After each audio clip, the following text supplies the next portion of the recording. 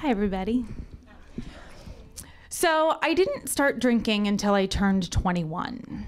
And about 6 months before my birthday, I transferred from a small religious college to Arizona State University. I quickly learned that ASU actually stands for Alcoholic State University. The Sun Devils are loud and proud of their love of libations. So meeting an almost 21-year-old who had never consumed an adult beverage on purpose was kind of like meeting a magical rainbow unicorn. They just were totally and completely shocked. And so immediately the countdown to my 21st began.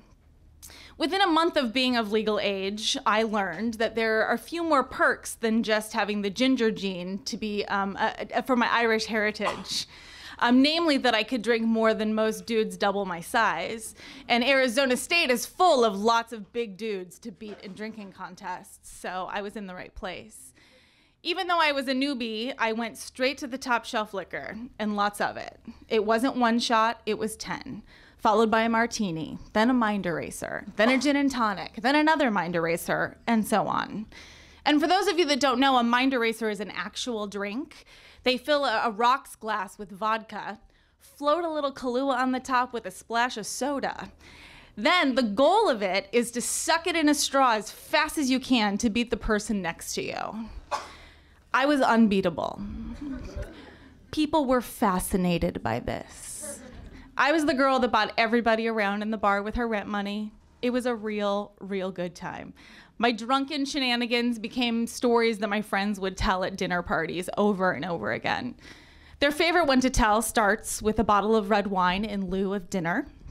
We were getting ready to celebrate my boyfriend at the time's last night of smoking, because we were real classy. We embark on our normal bar crawl, and about 5 martinis in, I realize that not eating and excessively drinking is a terrible idea. So somehow I have the presence of mind to understand that this is going downhill quickly, and I call a cab, and my friends follow. So in the cab, the driver's like, if she throws up, it's gonna be a $125 charge. And I'm like, sir, I'm fine. Everything is so fine. Blech. So classy. Chaos ensues, obviously. The cab driver's yelling. My friends are insisting everything's fine. He pulls into my apartment complex and just pulls over to the immediate spot. I stumble out and I head to my apartment. My friends stay behind to try and negotiate the barf charge. So miraculously, I get to the top of 3 flights of stairs to my front door. I look to the side and I see that there are some people on my patio smoking. This doesn't seem to concern me. I wave and I mumble something about needing the bathroom. I walk into the mysteriously unlocked door and straight to the bathroom. I barf again and I think, wow, I'm feeling better. It's time for bed. So I get in bed. Meanwhile, my friends manage to negotiate the barf charge down.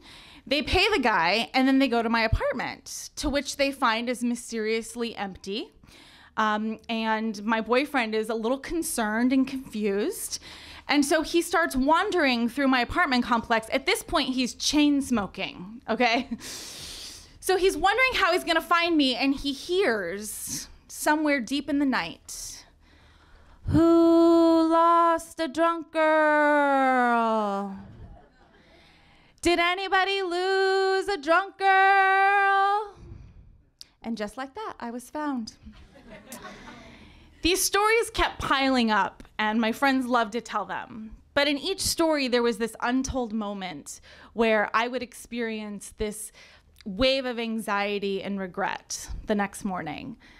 After that night, I woke up and I was horrified because mind erasers do not, in fact, erase your mind. So all of those memories are flooding back to me.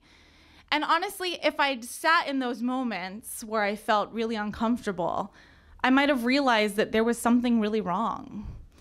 But instead, I said that I was embracing my youth and in college and having fun and that everything would be fine.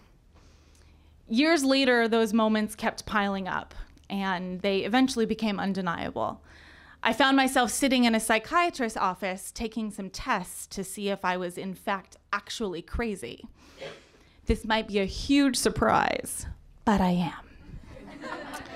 I was diagnosed bipolar 2 that day, and what I also learned from the tests is that I have a very high tendency for addiction, but zero tendency to understand that that's a problem. So any rational, non-crazy human being would think, perhaps I should stop drinking, not me. I thought, I have this information. I can make responsible choices. I will put limits on myself.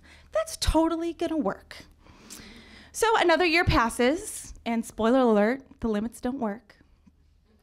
I finally hit bottom, whatever that was. I'm sure it was a real bad day. I try not to remember.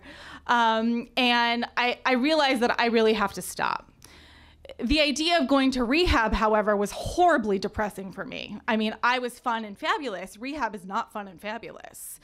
So I decided that I would go out the same way that I came in, fun, fabulous, and drunk. I decided that I was gonna throw a party, and that I was gonna invite all my friends, and that I was gonna have one great last night. And that's exactly what I did.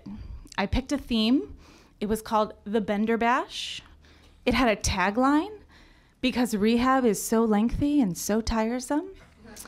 And like any good hostess, I created a party gift. I brought an example.